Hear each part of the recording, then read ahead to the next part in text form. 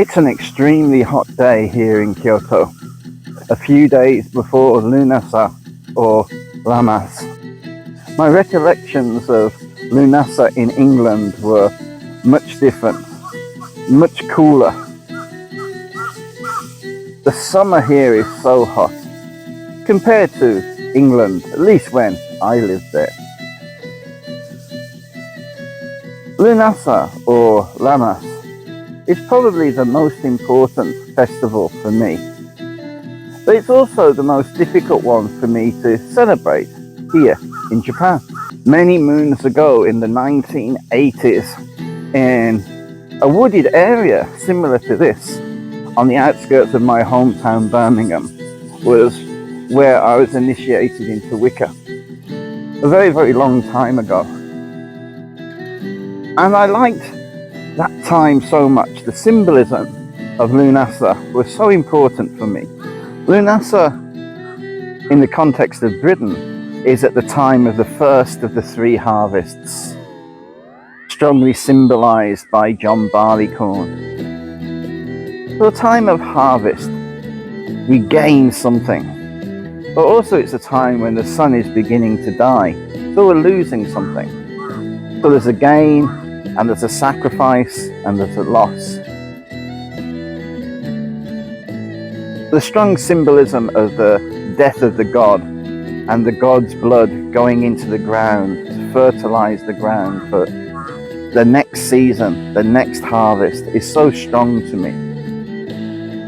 But for me, British Lughnasadh is the most important of all of the festivals.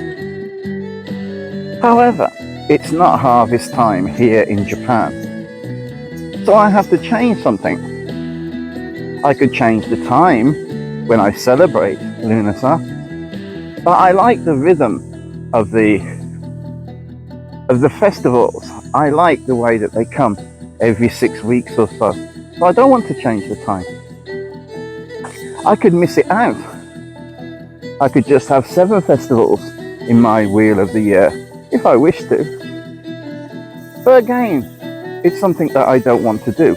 I want the 8 festivals. So what can I do to have a Japanese Lughnasadh? Coming very soon after Lughnasadh here in Japan is the Japanese festival of Obon. Obon is a festival where our dead ancestors come back to visit us. So for me, Lughnasadh or Lammas here in Japan is a great time for ancestor worship. It fits in with the culture here and the timing here.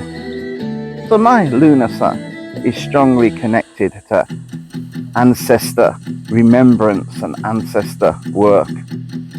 However, ancestors can also be ourselves in the sense of reincarnation or in the sense of this life. I'm now 60 years old, walking through a wooded area of Kyoto. But there was a 20-something me walking through a wooded area on Lammas in England. And he is also my ancestor. I can do ancestor work with him too. Those are just my personal ideas and practices for Lughnasadh. But it depends on the individual. For you, what does Lughnasadh or Lammas mean for you?